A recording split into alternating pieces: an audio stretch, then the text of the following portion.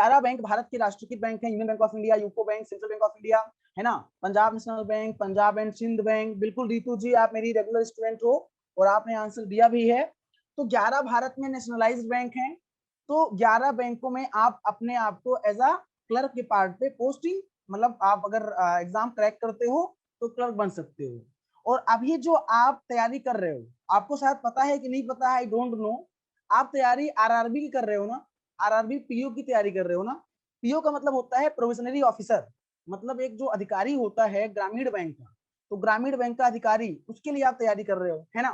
तो RRB PO and clerk की बात कर ले हम, तो सबका सिलेबस सब लगभग सेम है। अच्छा, अब एक अच्छी बात क्या है यहाँ पे, एक अच्छी बात ये है, जीए के साथ साथ यहाँ पे कंप्यूटर भी अलग से पूछा जाएगा आपसे, जीए के साथ साथ कंप्यूटर भी पूछा जाएगा। अब चूंकि आज मेरा पहला क्लास है, तो इसलिए मेरा औचित्य बनता है, मेरा एक कह सकते हो रिस्पॉन्सिबिलिटी बनता है कि आप लोगों को इस पर्टिकुलर क्लास से अवेयर करा दूं, है ना। ऐसा नहीं कि मैं आऊँ और क्लास को डिस्कस करने लगूँ, स्टार्ट करने, मेरा नेचर है क्लास को स्टार्ट करने से पहले आपको समझा दूं कि चीजें क्या है एग्जैक्टली, है ना, और आपको किस वे में जाना है, क्योंकि ये एक गाइडेंस के पार्ट पे इसको लीजिएगा आप लोग। तो जीए बहुत अच्छा एक सब्जेक्ट है जिसमें अच्छा स्कोर कर सकते हो आप, जिसे आप जनरल अवेयरनेस बोलते हो।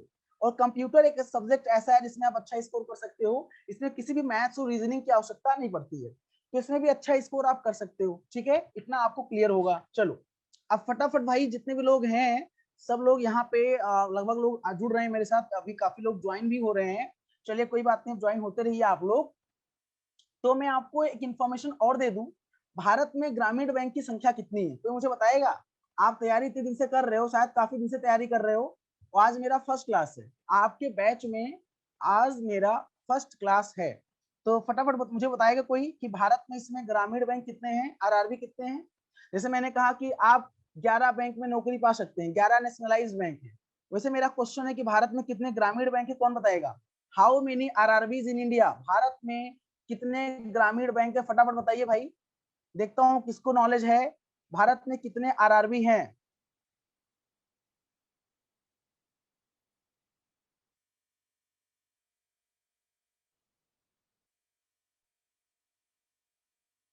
तीन पाग नहीं जी भारत में टोटल कितने आरआरबी हैं, ऐसे कैसे आप बताओ, मतलब ऐसे कैसे आंसर दोगे आप, तो हमारे स्टूडेंट्स हो और आप ऐसे आंसर दोगे।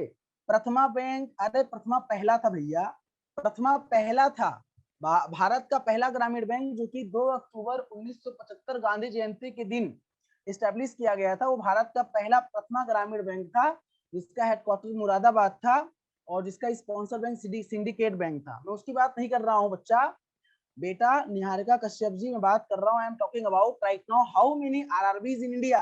As I earlier told you that the right now 11th nationalized bank in India, that is yeah exactly, that is Union Bank of India, that is UCO Bank, that is Central Bank of India, that is Punjab National Bank, that is Central Punjab and Sindh Bank, है ना। तो just like how many RRBs in India right now, there are, if I talk about RRBs in India, RRBs means regional rural banks, then right now 43 RRB in India। Bharat में इस समय 43 ग्रामीण bank है। कितने ग्रामीण बैंक है दोस्तों, भारत में इस समय 43 ग्रामीण बैंक है। आप लोगों ने फॉर्म भरा होगा, आपको इतना नहीं पता। अच्छा एक बात बताओ, आप लोगों ने जब फॉर्म भरा होगा तो आप लोगों ने प्रायोरिटी दिया होगा ना, आप लोगों ने एक चीज देखा होगा, आप लोगों ने प्रेफरेंस दिया होगा, प्रथमा ग्रामीण बैंक, बड़ौदा ग्रामीण बैंक, आर्यावर्त ग्रामीण बैंक, पूर्वांचल ग्रामीण बैंक, बिहार ग्रामीण बैंक, झारखंड ग्रामीण बैंक, छत्तीसगढ़ ग्रामीण बैंक, जम्मू कश्मीर ग्रामीण बैंक, पंजाब ग्रामीण बैंक। आपने जब फॉर्म भरा होगा तो आपने वहां पे प्रेफरेंस दिया होगा, आपने फॉर्म भरा होगा तभी तो आप क्लास कर रहे हो। ऐसा तो है नहीं आप इंटरेस्ट के लिए आपके अंदर अचानक जागृत हो गई एक, मतलब एक दैवीय शक्ति आपके अंदर आती है, कहती है आप चलो आईबीपीएस बैंक आरआरबी का क्लास सफलता पर करो। ऐसा तो है नहीं कि किसी दैवीय शक्ति की वजह से आप आके यहाँ पे क्लास कर रहे हो। आपने फॉर्म भरा होगा बीओबी एंड ग्रामीण बैंक ऑफ आर्यावर्त, बिल्कुल। अनंत गुप्ता जी, आपने प्रेफरेंस सारा देखो, भरना सारा था, प्रेफरेंस आपने फर्स्ट सेकंड थर्ड पे क्या दिया वो अलग बात है, फर्स्ट सेकंड थर्ड फोर्थ। क्योंकि आप बिलोंग करते हो यूपी से, बहुत लोग यहाँ से बिलोंग करते होंगे, छत्तीसगढ़ से, बहुत लोग झारखंड से बिलोंग करते होंगे, बहुत लोग पंजाब से बिलोंग करते होंगे, बहुत लोग दिल्ली से बिलोंग करते होंगे, बहुत लोग मध्य प्रदेश से बिलोंग करते होंगे। तो भारत में जितने, अच्छा एक चीज और, एक क्वेश्चन और मैं पूछता हूँ आपसे, क्योंकि अब भैया क्या बोलते हैं, क्लास स्टार्ट हो गया है, तो भाई क्वेश्चन भी बनता है। जैसे कि आप लोग ग्रामीण बैंक की तैयारी कर रहे हो, आपको पता है ना, आप आईबीपीएस आरआरबी की तैयारी कर रहे हो, इतना तो पता है आपको, आपने फीस दिया है ना, बताइए, आपने फीस दिया तभी आप क्लास कर रहे हो ना भाई, फटाफट बताइए आप लोग। अनंत गुप्ता जी, भाई और लोग बोल क्यों नहीं रहे हैं? आप निहारिका कश्यप जी, भाई लगातार 2 ही 3 लोग बोल रहे हैं, रितु जी, अनंत गुप्ता जी, निहारिका कश्यप जी, केवल 3 ही स्टूडेंट हमारे बैच में है क्या? वी नो दैट, बिल्कुल आप लोगों ने फीस दिया होगा तभी यहाँ क्लास कर रहे हो। लखन द्विवेदी जी और शेष चरण पटेल जी, अच्छा ठीक है, कितना फीस दिया है, फटाफट बताइए कितना फीस दिया है?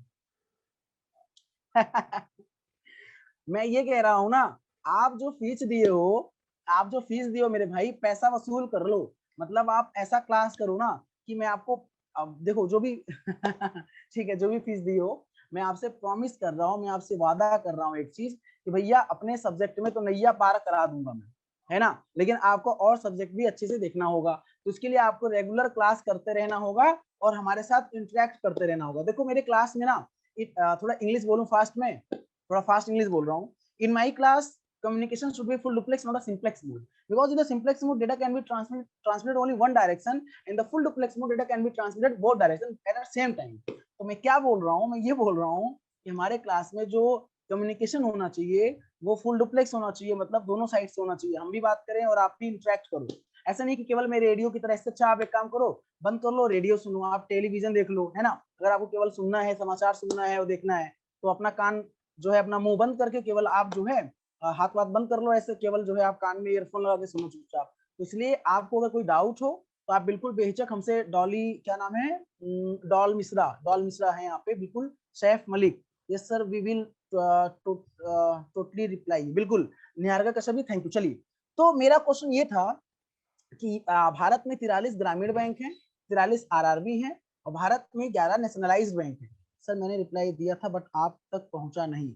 अच्छा, Doll Mishra, surely we will cope up with you, बिल्कुल हरीश कुमार जी।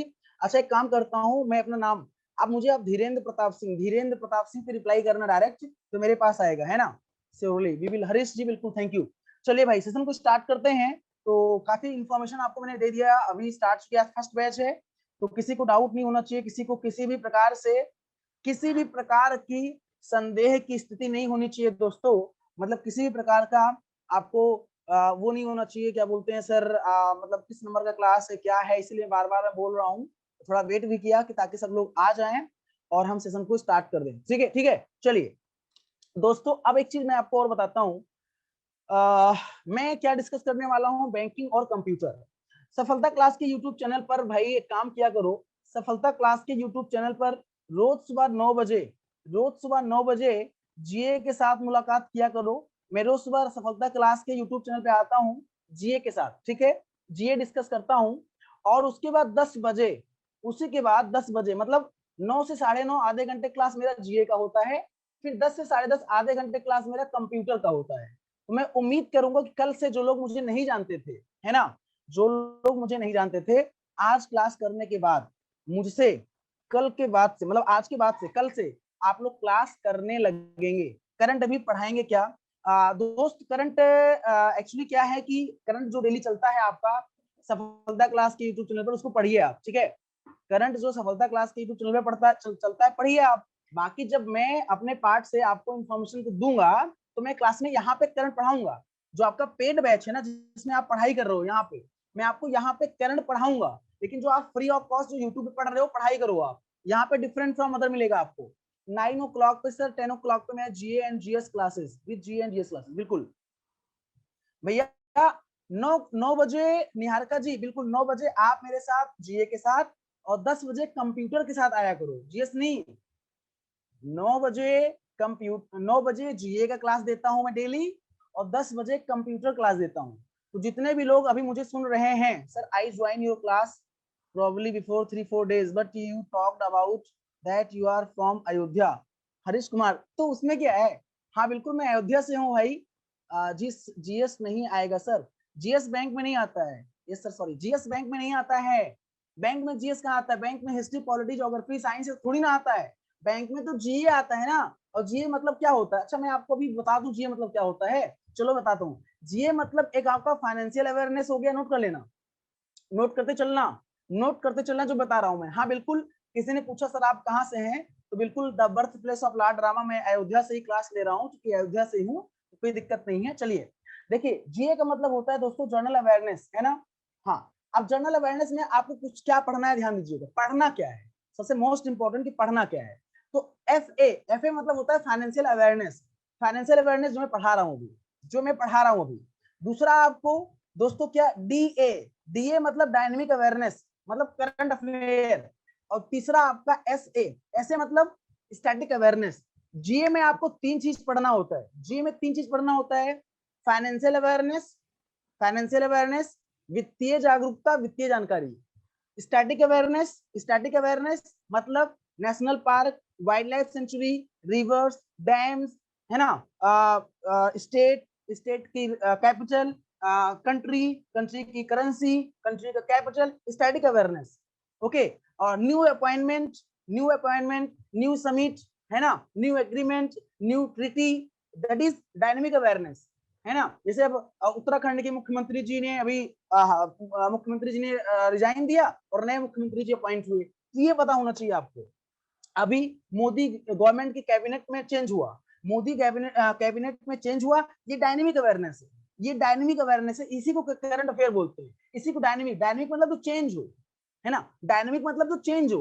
और जनरल अवेयरनेस का, स्टैटिक अवेयरनेस का मतलब जो स्टैटिक हो, जो चेंज ना हो। तो आप मुझे बताओ, अब उत्तर प्रदेश की राजधानी लखनऊ है, अभी तो फिलहाल है ना, फिलहाल तो है ना, भविष्य में चेंज हो वो अलग बात है, लेकिन अभी तो है ना, बोलो।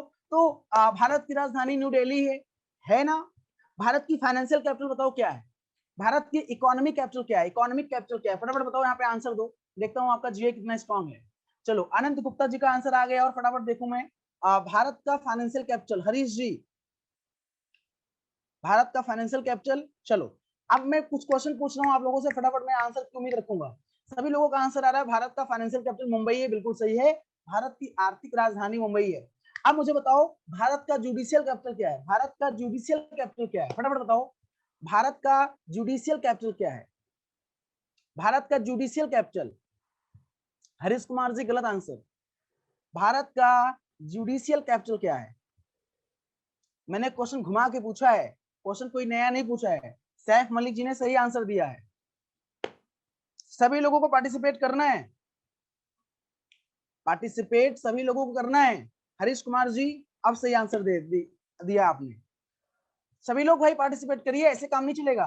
आशु जी, आयुष कुमार जी, जितने भी लोग मैं नाम देख रहा हूँ, मैं नाम भी पढ़ दूं, अभी नाम भी पढ़ूंगा सबका, फिर मैं, है ना, सबका नाम मुझे पढ़ना पड़ेगा फिर, तो भैया सबका नाम ना पढ़ना पड़े, इसलिए आप लोग जो है, अनंत गुप्ता जी, अरे यार भारत का जो कैपिटल है नहीं आता सर, अरे निहारिका कश्यप बेटा, कोई बात नहीं बच्चा, पगले हो, मैंने घुमा दिया थोड़ा।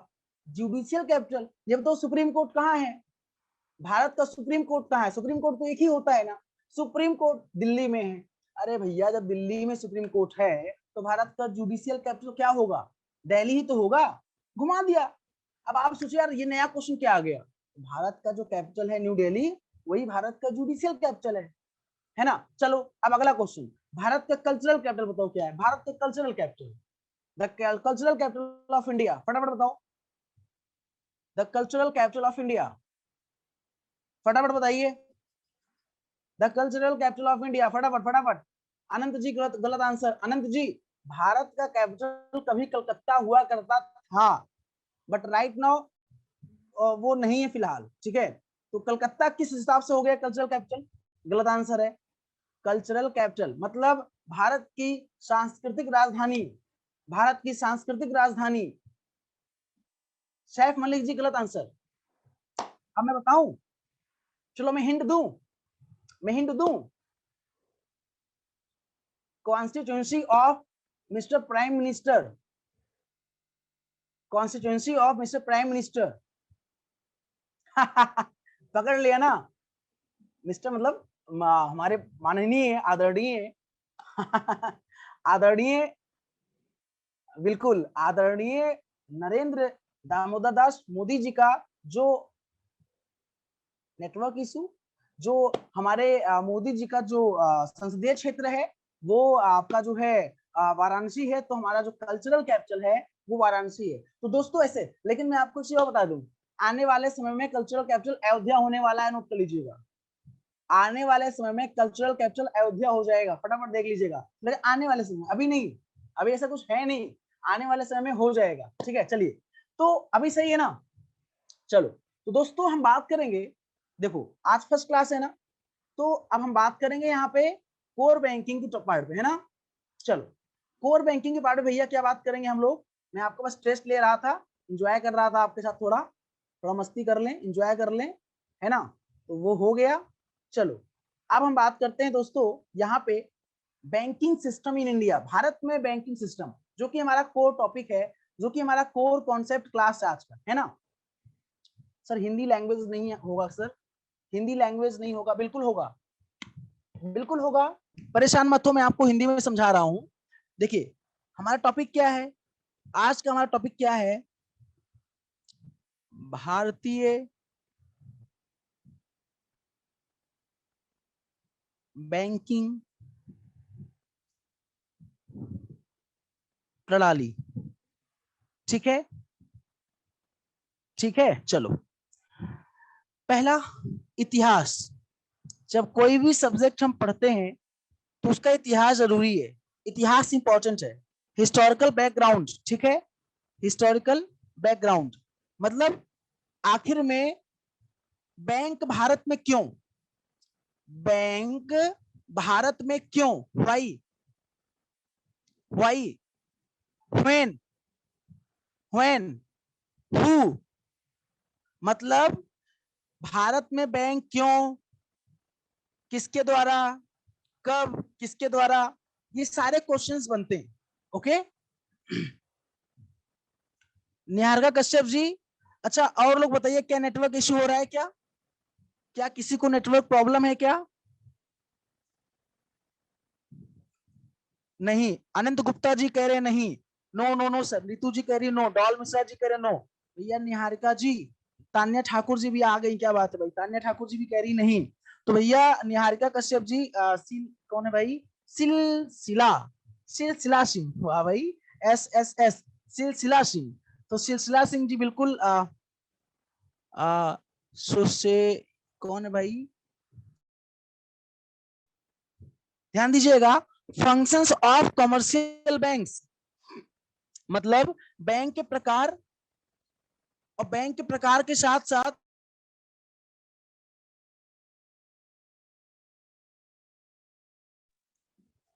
बैंक के प्रकार के साथ साथ, ठीक है, बैंक का कार्य, दोस्तों बैंक का कार्य, मतलब फंक्शंस ऑफ बैंक मतलब बैंक का कार्य, नोट कर लीजिएगा, grant of loans and advances, मतलब लोन मतलब ऋण की बात की जा रही है दोस्तों, किसकी बात की जा रही है, ऋण की बात की जा रही है, तो लोन यानी ऋण देता है बैंक, है ना, ये बात करेंगे।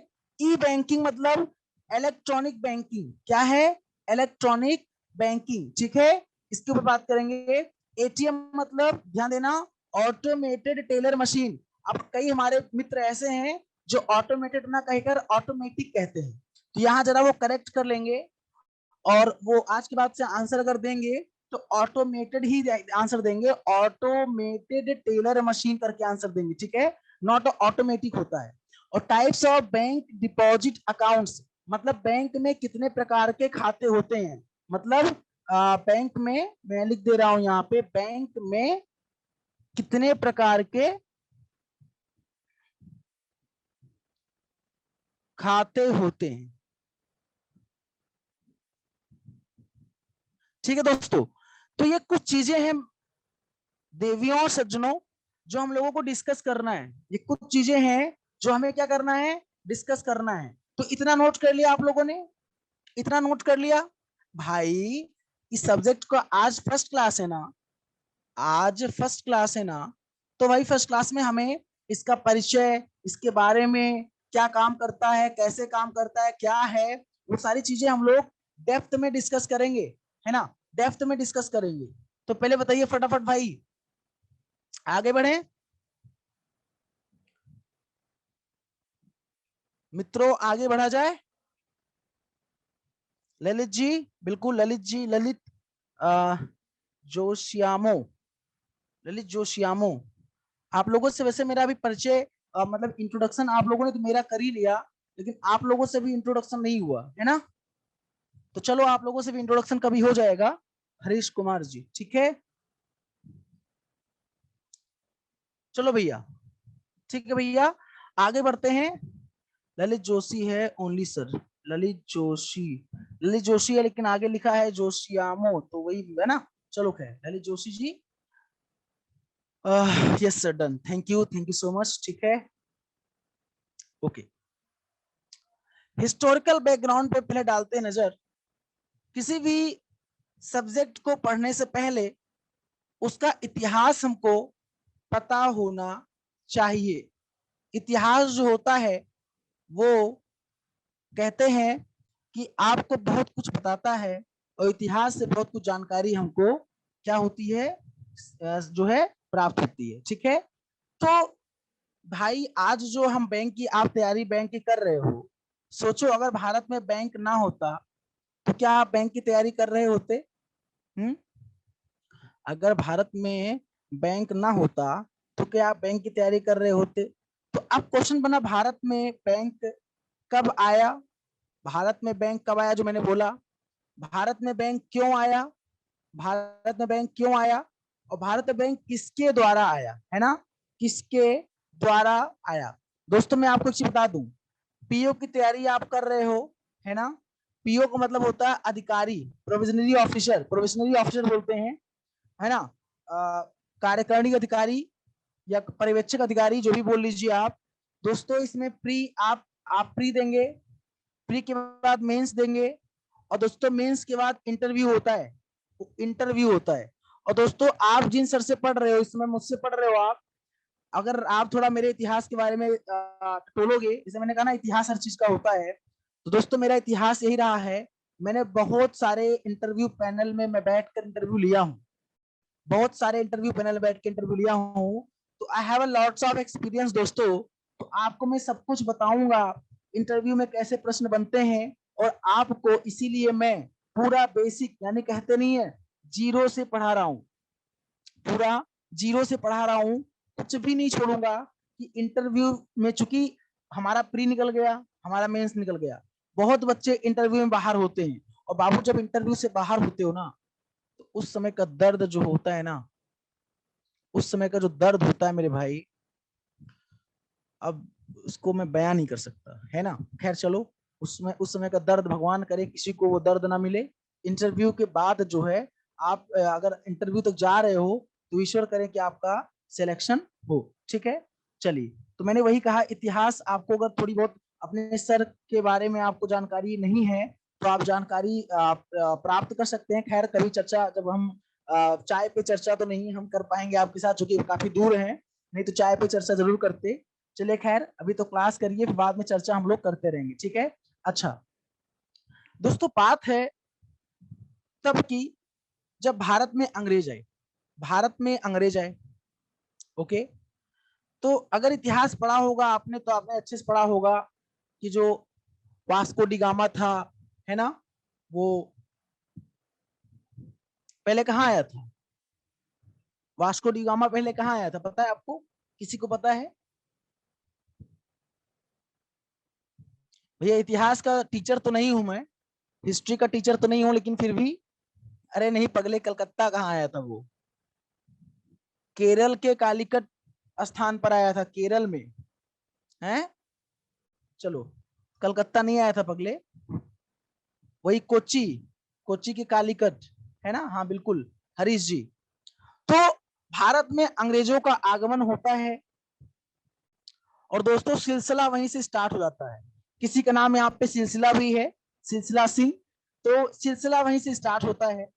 अब भारत जब अंग्रेज आए, तो जैसे मैं आपको एग्जांपल लेके बताऊं कि आप जब, जैसे मान लीजिए आप अपने घर से बाहर चले जाइए कहीं, है ना, कहीं बाहर जाइए, दूर, दूर का मतलब जैसे आप रहने वाले हो यूपी के, आप चले जाओ दिल्ली, या आप चले जाओ वेस्ट बंगाल आप चले जाओ, मध्य प्रदेश कहीं चले जाओ, मतलब बाहर आउट ऑफ स्टेट चले जाओ और कुछ पैसा अपने पास से लेके जाओ। दोस्तों आप जब कुछ पैसा लेके जाते हो और कहीं रहने के लिए जाते हो तो एक समय ऐसा आता है कि पैसा आपका जो है खत्म होने लगता है, यानी खत्म हो जाता है। तो जब अंग्रेज आए भारत तो वो भी भाई जितना पैसा वैसा लेके आए थे सब कुछ अपना, है ना, व्यवस्था से आए थे पूरा, भाई अब खत्म होने लगा। अब अंग्रेजों को चिंता होने लगी कि भैया एक बात बताओ, हमें अगर भारत पे राज करना है, तो अगर भारत में रहना है, भारत में रहना है तो यार पैसों की तो आवश्यकता पड़ेगी पड़ेगी, पैसों की तो जरूरत पड़ेगी पड़ेगी, बोलो पड़ेगी कि नहीं पड़ेगी? तो पैसों की जरूरत पड़ेगी, तो क्या करना है, सरवाइव करना है, रहना है। अच्छा, भारत को सोने की चिड़िया कहते थे, आपको पता होगा अच्छे से, भारत को सोने की चिड़िया कहते थे कि नहीं कहते थे? हाँ बोलो, भारत को सोने की चिड़िया कहते थे। सोचो कितने विदेशी आक्रांताओं ने हमारे देश पे आक्रमण किया, एक बार नहीं कितनी बार आक्रमण किया। सोमनाथ मंदिर को सोचो कितनी बार लूटा गया। अगर आप पढ़ेंगे इतिहास, इतिहास के पन्नों को पढ़ेंगे आप, तो आपको पता चलेगा कि कितनी विदेशी आक्रांताओं ने, औरंगजेब और जो भी मतलब लोग बाबर की बात करते हैं और भी लोग हैं, तो विदेशी आक्रांता आते हैं भारत में और वो भारत को लूट के और अपने हिसाब से अफगानिस्तान से आते हैं, कोई कहाँ से आता है, सब चले आते हैं। खैर वो तो इतिहास का पार्ट है, इतिहास वाले सर अगर आप एसएससी की तैयारी करते तो आपको पढ़ाया जाता, लेकिन वो बैंक में नहीं आएगा, तो बैंक में नहीं आएगा इसलिए हमको नहीं पढ़ना, लेकिन जानकारी तो हमें अपने देश के बारे में होनी चाहिए। तो अंग्रेजों ने कहा यार भारत में इतना पैसा है, भारत के लोग पैसे से बहुत प्यार करते हैं।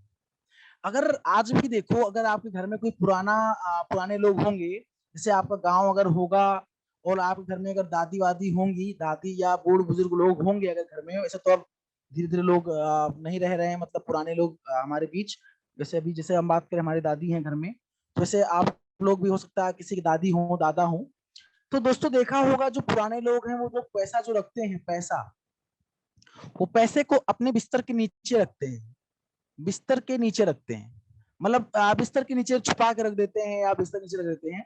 तो पहले क्या होता था भारत में, पहले लोग घरों में जो घर होते थे मिट्टी के होते थे, तो घरों में, घरों की जो दीवारें होती थी दोस्तों, जो दीवारें होती थी उन दीवारों में होल कराते थे, क्या कराते थे, होल कराते थे, बड़े बड़े होल, और उसमें जेवर गहने लोग चुरा के रखते थे, मतलब छुपा के रखते थे, है ना, छुपा के। बहुत लोग जमीन के अंदर गाड़ के जमीन के अंदर गाड़ के रखते थे, जमीन के अंदर गाड़ के। अगर कोई देहात से होगा यहाँ पे, अगर कोई गांव से होगा, भाई गांव से अगर बिलोंग करते होंगे तो आपने सुना होगा अक्सर एक वर्ड कि किसी को बहुत पैसा मिल गया तो कहते हैं का भैया जमीन गाड़ा हुआ धन पाए हो क्या, गड़ा हुआ धन मिला है क्या।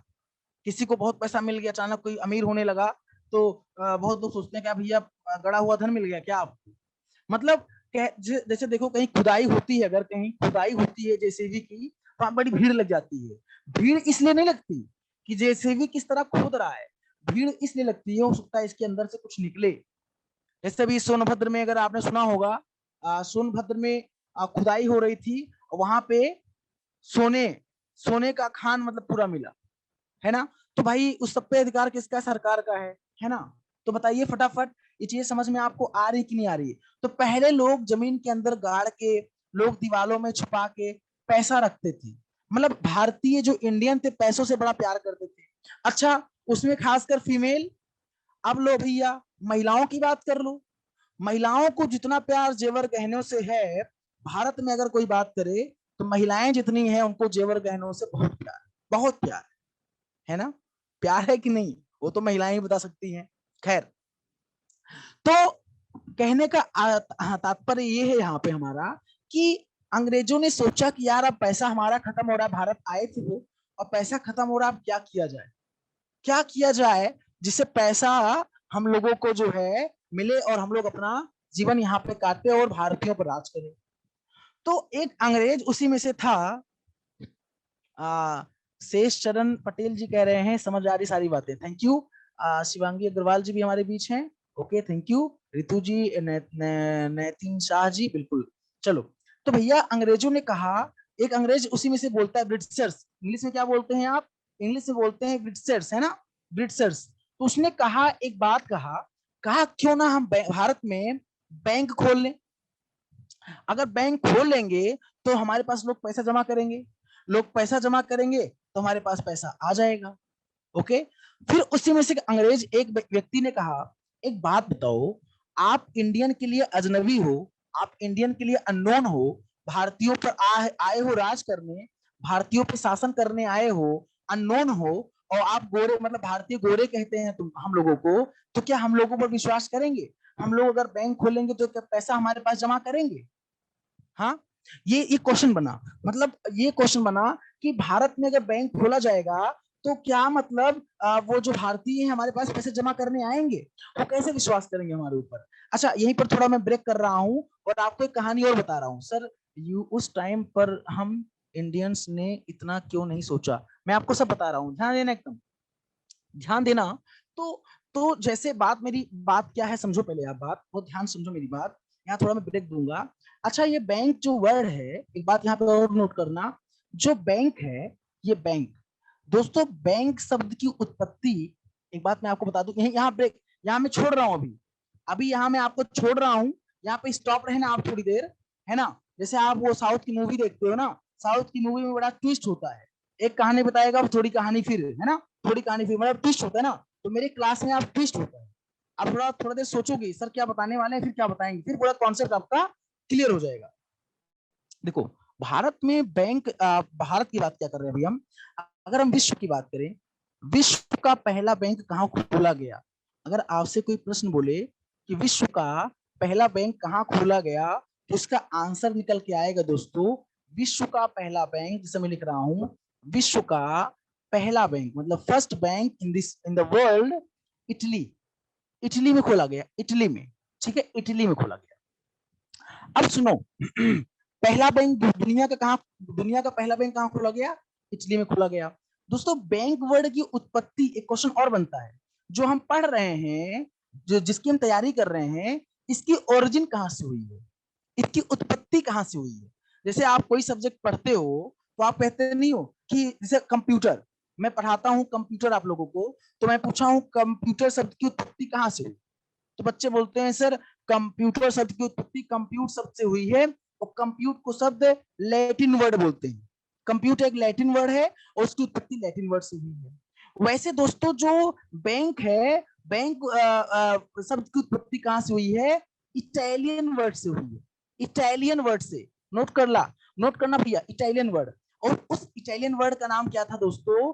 बैंको या बेंचो, बेंचो, कुछ और मत समझना, बैंको या बेंचो बोलते थे, बैंको या बेंचो बोलते थे, कुछ लोग बैंको बोलते थे, कुछ लोग बेंचो बोलते थे। अच्छा, इसको बेंचो जो लोग बोलते थे, उन्होंने सेंस निकाला कि इटली में एक्चुअली होता क्या था। बेंच का नाम सुना है आपने? बेंच, बेंच का नाम सुना है? बेंच का नाम सुना है भैया? अरे बेंच मतलब वही, एक just like table, just like table, नाम सुना है कि नहीं सुना है बेंच का? आप लोग रिस्पॉन्स नहीं करते, मजा नहीं आता, बिल्कुल सुना है। तो बेंच मतलब क्या होता है? दिखाई दे रहा है जो लिख रहा हूं मैं, जो मैं लिख रहा हूं आपको स्पष्ट दिखाई दे रहा है ना? कोई दिक्कत तो नहीं है, कोई समस्या तो नहीं है? तो बेंच का मतलब होता था दोस्तों, क्या, ध्यान देना, मैं यहाँ पे लिख रहा हूं, आप लोग समझना। यस सर, नहीं सर, विजुअल, अच्छा विजुअल, ठीक है। हाँ, तो भैया इसका मतलब होता था मनी एक्सचेंज टेबल। बेंच का मतलब क्या होता था? मनी एक्सचेंज टेबल, ध्यान देना भैया, मनी एक्सचेंज टेबल। बच्चा, देखो, बैंक शब्द की उत्पत्ति इटालियन शब्द से हुई, उस इटालियन वर्ड का नाम था बेंचो, कुछ लोग उसको बैंको बोलते थे, कुछ लोग बेंचो बोलते थे। बेंचो शब्द बना किससे? बेंच से। बेंच मतलब जहां पर लोग बैठते हैं। तो पहले क्या है कि लोग वहां पर बैठकर मुद्राओं का आदान प्रदान करते थे, मतलब जैसे होता नहीं कि एक जगह पर आप बैठ जाओ और बैठकर आप लेन देन करो, तो बेंच पर लोग बैठकर, बेंच मतलब टेबल, तो बेंच पर बैठकर लोग क्या करते थे? इटली में, इटली का बता रहा हूं मैं आपको, वहां पर बेंच पर बैठ के लोग क्या करते थे? मनी एक्सचेंज टेबल, मतलब बोला गया उस टेबल पर बैठकर मनी एक्सचेंज करते थे। अच्छा, मनी की बात आई, अब यहाँ पे बात आई मनी, मैं इलाहाबाद बैंक पर लिख दे रहा हूँ, क्योंकि इलाहाबाद बैंक अब नहीं रहा, इलाहाबाद बैंक जो आपके सामने दिख रहा है, ये बेचारा अब नहीं रहा, क्योंकि ये बेचारा इंडियन बैंक के साथ मर्ज हो गया है, इसलिए मैं कट कर दे रहा हूँ। और उसके नीचे बाटा शोरूम दिख रहा है, तो परेशान मत होना, कोई दिक्कत नहीं है, कहीं का फोटो लगाया गया है खींच के, ठीक है। अब देखो, मनी का मतलब होता है medium of exchange, medium of exchange. दोस्तों, अगर कोई पूछे आपसे मुद्रा क्या है, तो आप कहेंगे मुद्रा कुछ नहीं है, एक मोह माया है। बोलो, मुद्रा मोह माया नहीं है क्या? हाँ, मुद्रा मोह माया नहीं है क्या? बिल्कुल मोह माया है। और जिसको मोक्ष की प्राप्ति करनी हो, जिसको मोक्ष की प्राप्ति करनी हो, वो सारे अपने मुद्राओं को, सारे अपने मनी को धीरेन्द्र सर के अकाउंट में ट्रांसफर कर दे और उसको मोक्ष प्राप्त हो जाएगा। ठीक है, आई एम जस्ट किडिंग, ठीक है। चलो, तो मनी का मतलब होता है मनी जस्ट, ओके सर। आनंद गुप्ता जी कह रहे हैं ओके सर, क्या बात है, बड़ा सीधा लड़का है भाई, कह रहा है कोई बात नहीं सर, आप बिल्कुल ट्रांसफर कर दूंगा, जैसे आप बोल रहे हो वैसे मैं ट्रांसफर भी कर दूंगा। तो चलो, मनी का मतलब होता है मीडियम ऑफ एक्सचेंज, मतलब एक माध्यम किसका, आदान प्रदान का। भैया सीधी सी बात है, आपके पास मुद्रा नहीं होगा तो आप अपनी आवश्यकताओं की पूर्ति नहीं कर पाओगे। आप बैंकिंग की तैयारी इसलिए कर रहे हो ताकि आपकी जॉब लगे, आपका सिलेक्शन हो जाए, आप अधिकारी बन जाओ, आपका 40-45 हजार वेतन स्टार्टिंग होता है पीओ का, 45 के आसपास स्टार्टिंग होता है, आपका 45 से स्टार्टिंग हो जाए सैलरी, और आप अपनी आवश्यकताओं की पूर्ति करने लगो, आप बढ़िया अपने लिए ब्रांडेड कपड़े, बढ़िया घर, बढ़िया गाड़ी, बढ़िया आपके जो पेरेंट्स उनको बढ़िया जो भी आवश्यकताएं हैं, नीड है, वो सब आप पूरा कराओ। तो मनी का मतलब होता है, मुद्रा का मतलब होता है आदान प्रदान करने का मात्र एक माध्यम, ठीक है। हम हर चीज मुद्रा से, जो आपके पास से हर चीज, जैसे आप हमारा क्लास कर रहे हो, आप सर्विस ले रहे हो, तो आपने पैसा दिया है तभी आप मेरा क्लास कर रहे हो, मतलब आपने पैसा दिया, उसके बदले में आपको क्लास मिल रहा है, ठीक है। अच्छा, मैं क्लास प्रोवाइड कर रहा हूँ, उसके बदले मुझे पैसा मिल रहा है। सोचो, पैसा का पैर हाथ कहते नहीं, हाथ पैर, तो पैसा वही होता है कि रुका नहीं होता है, वो चलता रहता है पैसा, है ना, फ्लो ऑफ मनी होता रहता है। तो अब इतना समझ में आपको आ गया होगा कि दुनिया का पहला बैंक इटली में खोला गया, और बैंक शब्द की उत्पत्ति इटालियन शब्द से हुई है, जिसका नाम था बेंचो या बैंको, और बेंचो बना था बेंच से, और बेंच का मतलब होता था मनी एक्सचेंज टेबल, मुद्रा का आदान प्रदान करने वाला स्थान, टेबल, मेज, ये बेंच होता था। अब यहां से हम आते हैं, तो उसका कॉन्सेप्ट आ चुका था, तो अंग्रेजों ने सोचा कि इटली में जो बैंक, मतलब जो बैंक है वो तो आ ही चुका है ना, बैंक शब्द की उत्पत्ति तो हो ही चुकी थी, तो भारत में क्यों ना बैंक खोला जाए। तो अंग्रेजों ने सोचा कि भारत में क्यों ना बैंक खोला जाए। तो एक समस्या ये आई, अंग्रेजों के सामने एक चैलेंज आया कि खोल तो दें, लेकिन जो इंडियन है वो पैसों से बड़ा प्रेम करते हैं, पैसों से बड़ा मोहब्बत करते हैं, पैसों को जमीन के अंदर गाड़ के रखते हैं, दीवालों के अंदर छुपा के रखते हैं, और वहां की जो महिलाएं हैं खास करके, उनको तो जेवर गहनों से बहुत प्यार है ना। तो भैया पैसा तो देने से रही, क्योंकि आपको पता है कि बैंक में आजकल एक सुविधा भी प्रदान की जाती है लॉकर की, अगर आपके घर में जेवर गहने हैं तो बैंक में आप बैंक के लॉकर में आप जेवर गहने रख सकते हो, जिससे आपका जेवर गहना जो होता है वो सेफ रहेगा, है ना, चोरी वोरी का डर नहीं रहेगा। घर में अगर कहीं मतलब किसी के यहाँ कुछ मिस हैपनिंग, आग लग गया, कुछ भी हो गया, तो वो सब नहीं होगा। तो वो अपनी मनी डिपॉजिट नहीं करेंगे। अब समझो, अरे मेरी बात तो समझो निहार का कश्यप जी, आपके अंदर क्यूरियोसिटी आ गई, मतलब उतावलापन आ गया जानने का। अब यही तो मैं चाहता हूँ कि आप लोगों के अंदर उत्सुकता आ जाए, उत्सुकता, आप लोग एक्साइटमेंट, मतलब मेरी क्लास में आप लोग एकदम एक्साइट हो जाओ कि सर अगला क्या होने वाला है, अगला क्या होने वाला है, मतलब एकदम क्लास छोड़ के जाओ ना, वो लोग होते नहीं क्लास छोड़ चले जाते हैं, आते हैं चले जाते हैं, तो आप लोग सोचो अगला स्टेप क्या होगा, अगला स्टेप क्या होगा। तो इसीलिए मैं पूरा रोमांस की तरीके, मतलब it's not exactly platform of romance, but exactly मैं इंटरेस्ट लाके पढ़ाने का प्रयास कर रहा हूँ, ठीक है, आप समझो। तो दोस्तों क्या हुआ, अंग्रेजों ने बड़ा दिमाग लगाया कि ये भारतीय तो इतना आसानी से पिघलेंगे नहीं, भारतीय इतना आसानी से पैसा जमा करेंगे नहीं, क्यों ना, ये भारतीयों को एक चीज से बहुत प्यार था, भारतीयों को अपने नाम से, अपने देश के नाम से बहुत प्यार था, और उसमें हमारा नाम हिंदुस्तान हुआ करता था, हिंदुस्तान। आज इंडिया और भारत की बात करते हैं, इसे जो नाम है हिंदुस्तान, तो इनको हिंदुस्तान नाम से बड़ा प्रेम है, क्यों ना एक गेम खेला जाए और इन लोगों को इमोशनल किया जाए।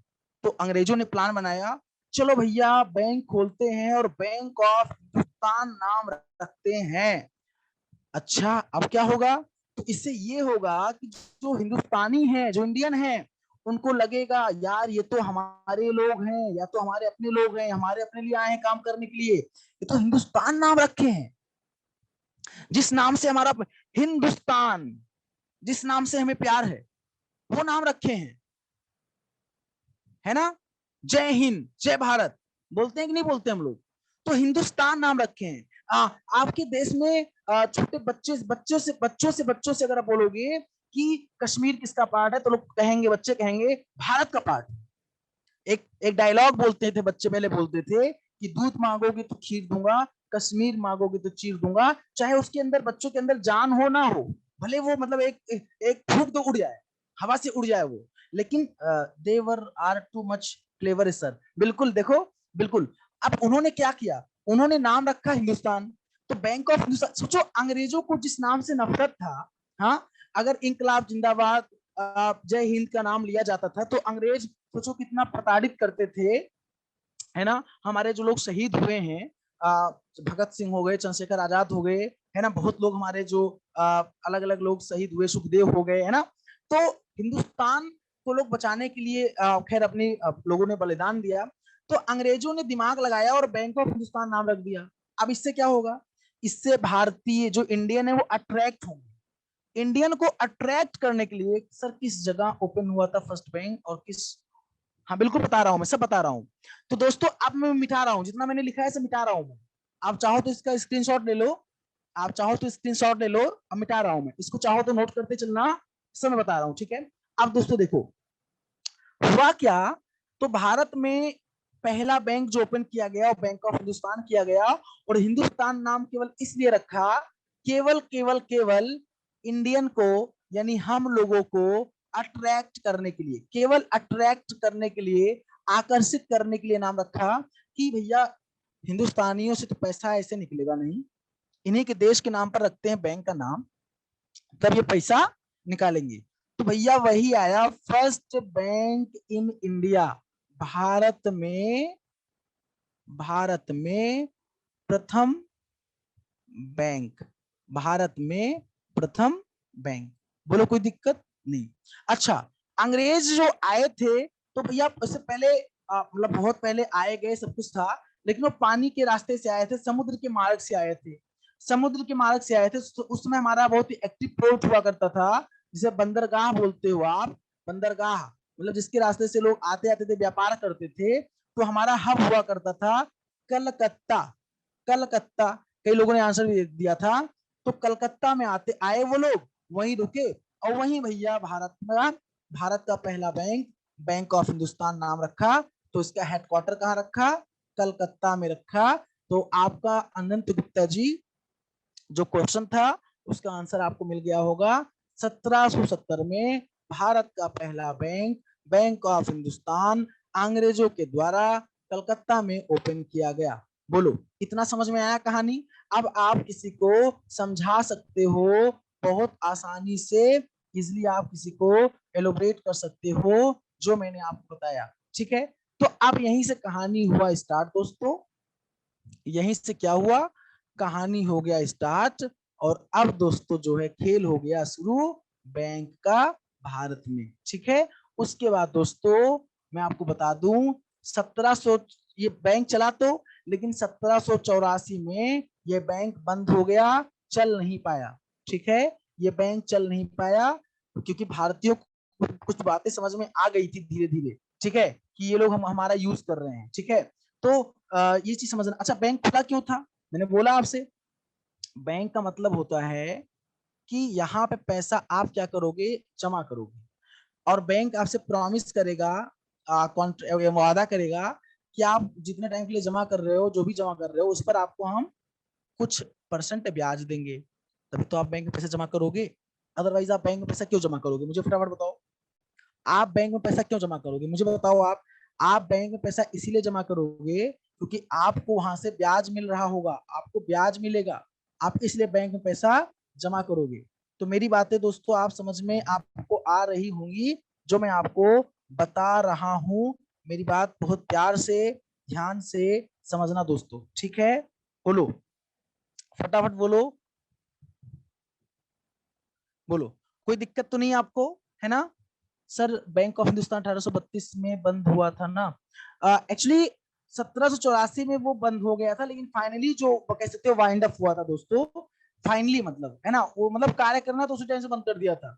फाइनली जाके 1832 में वो बंद हुआ था, वाइंड अप हुआ था फाइनली, उसे बोलेंगे। हालांकि ये आपसे प्रश्न नहीं पूछेगा कि वो जो है कब बंद हुआ, बस इतना जरूर पूछता है एग्जाम में आज तक जो आया हुआ है कि बैंक ऑफ हिंदुस्तान जो है वो कब खुला था, कब स्टेब्लिश हुआ था, ठीक है? ये क्वेश्चन यहाँ से एग्जाम में पूछा जाता है, ठीक है? तो ये चीज आप ध्यान दीजिएगा जो मैंने आपको बताया यहाँ पे, ठीक है दोस्तों? तो इसका खास करके आप ध्यान दीजिएगा, खास करके नोट कर लीजिएगा। पहला बैंक भारत का बैंक ऑफ हिंदुस्तान 1770 में क्या हुआ? 1770 में दोस्तों इस्टेब्लिश्ड हुआ, ठीक है? और फाइनली जाके मैंने बोला कि जैसे आपने कहा 1832 में काम करना तो 1785 से ही, 1784-85 से ही बंद कर दिया था, लेकिन फाइनली जाके जो वाइंड अप हुआ वो कहीं 1829 दिखता है, कहीं 1832 दिखता है। तो आपके अकॉर्डिंग अगर आप सही बिल्कुल यहाँ पे हो, 1832 में जाके फाइनली जो है वो वाइंड अप हो गया, लेकिन काम करना उसी टाइम से वो बंद कर दिया था। लेकिन फाइनली अगर बोलेंगे वाइंड अप कहाँ हुआ, तो 1800 मतलब कब हुआ? 1832 में हुआ। लखन द्विवेदी जी, हाँ बिल्कुल आप सही हैं, फाइनली वाइंड अप हुआ था। 1865 में एक बैंक और ओपन हुआ था, उसका नाम था इलाहाबाद बैंक, जो कि वो भी इस्टेब्लिश कहाँ हुआ था?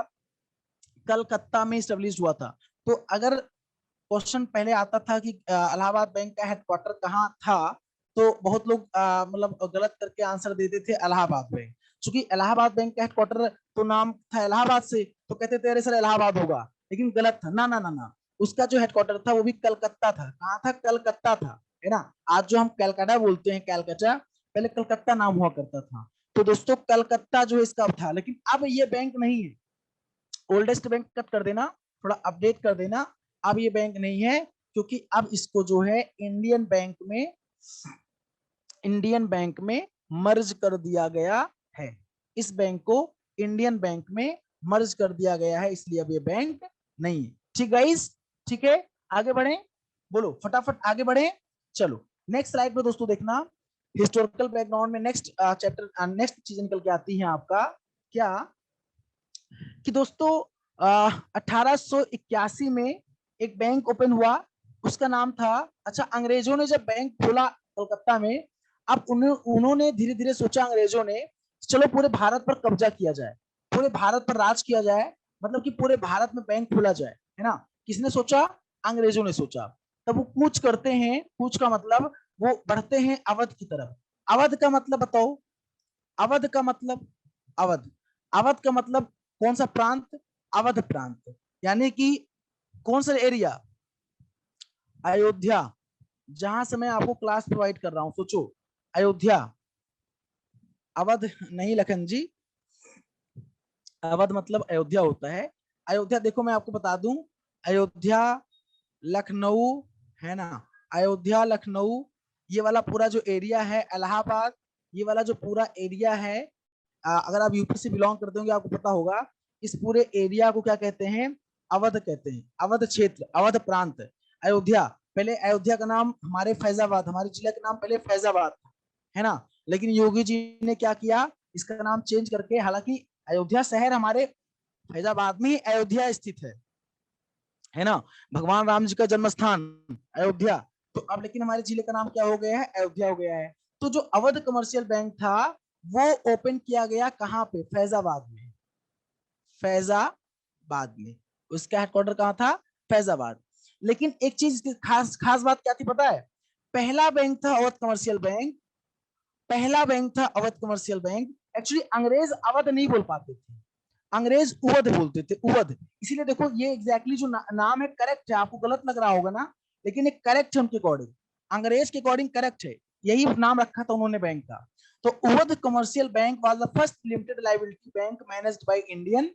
मतलब भारतीयों को थोड़ा दिमाग आने लगा, मतलब दिमाग का मतलब थोड़ा वो चतुर होने लगे, ये हमारे साथ गेम खेल रहे हैं, हमारे पास राज करने आए हैं, तो भारतीयों ने कहा भैया ऐसा है, अब हम भी जो है आपके साथ पार्टिसिपेट करेंगे। तो पहला बैंक था जो भारतीयों के द्वारा मैनेज किया गया, उसका नाम था अवध कमर्शियल बैंक 1881। ठीक है। हमारे एग्जाम में यहाँ से प्रश्न कैसे आता है, हमारे एग्जाम में यहाँ से क्वेश्चन बनता है, जैसे पूछा गया भारत का पहला बैंक, तो आपने आंसर दिया भारत का पहला बैंक बैंक ऑफ हिंदुस्तान 1770 में स्टैब्लिश किया गया। फाइनली वाइंड अप कब हुआ? 1832 में हो गया। चलो ठीक है।